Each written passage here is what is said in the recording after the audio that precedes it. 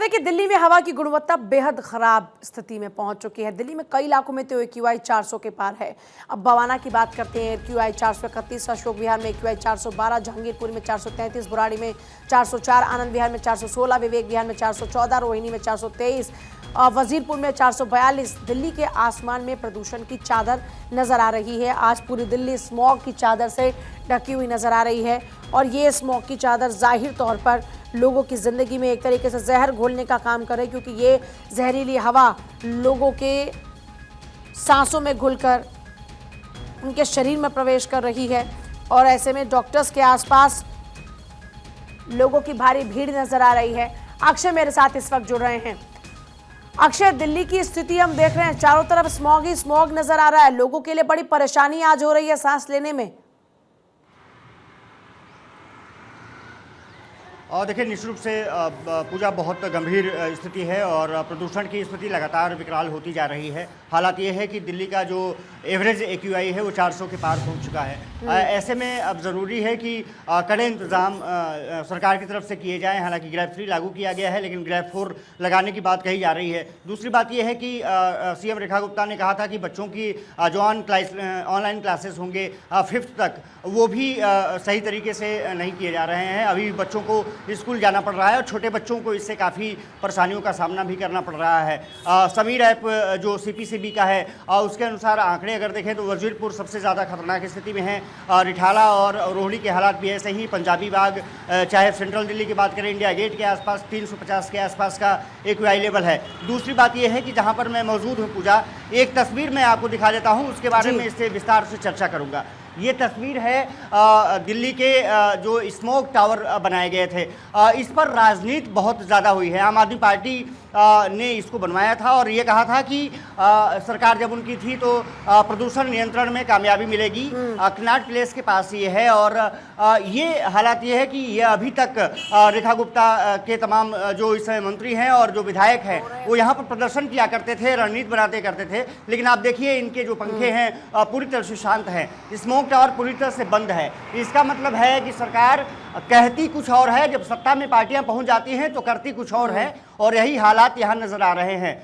CM Rekha Gupta और उनकी सरकार से यही अनुरोध भी रहेगा और डिमांड भी रहेगी कि इसको जल्द से जल्द शुरू किया जाए, ताकि स्मोक की चादरें जो दिल्ली को ढक रही हैं वो पूरी तरह से ढकने ना पाएँ और लोगों को स्वच्छ हवा का जो एक राइट है वो मिल सके। कम से कम ये कहा जा सकता है कि सरकारें, जो पार्टियां हैं, पहले सरकार में रहती हैं तो उनके मुद्दे अलग रहते हैं, जब सत्ता में आ जाती हैं तो उनके मुद्दे अलग हो जाते हैं। इससे अच्छा है कि जनता के हितों की जो पैरवी है वो जरूरी हो जाता है और इसलिए जरूरी है कि सरकार को जल्द से जल्द स्कूल्स के अलावा क्या ग्रैब 3 के जो और प्रोविजंस है उनका पालन हो रहा है सख्ती के साथ में? कितना प्रशासन इसको लेकर सख्त नजर आ रहा है कि ग्रैब 3 को लागू कराया जाए? अब देखिए, बहुत ज़्यादा तो समझ में नहीं आता, क्योंकि सड़कों पर वाहने वैसे ही अनियंत्रित तरीके से चल रहे हैं। प्रदूषण उनसे लगातार हो रहा है और कोई मापदंड अभी तक लगता नहीं है कि सरकार ने कुछ क्लियर किया है।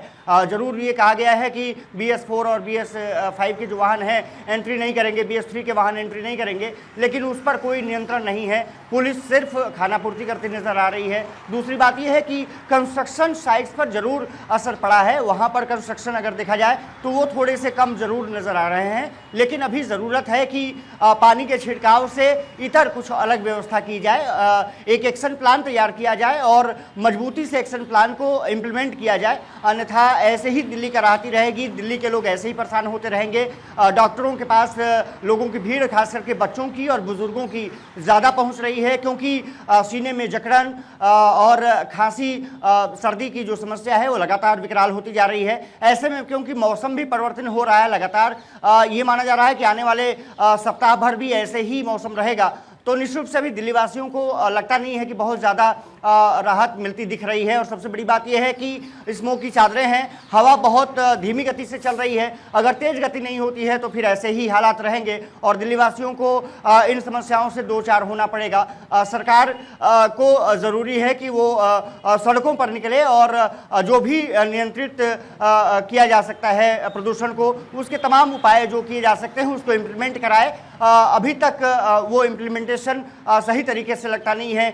मुझे लगता है कि अगर 100% की बात करें तो 70% 60% ही इम्प्लीमेंट हो पा रहा है। हालात विकराल हैं और ज़रूरी है कि सरकार इसकी तरफ कदम उठाए, जो स्मोक टावर बंद है उसको चालू कराए और ताकि जो लोगों को राहत मिल सके, प्रदूषण से जो समस्याएं उत्पन्न हो रही हैं उसको खत्म किया जा सके। लेकिन मुझे लगता है कि सरकार अभी सिर्फ खानापूर्ति करने में लगी हुई है। ज़रूरी है कि सड़कों पर उतर करके उनके जो प्रतिनिधि हैं वो ज़रूर इसकी तरफ ध्यान दें।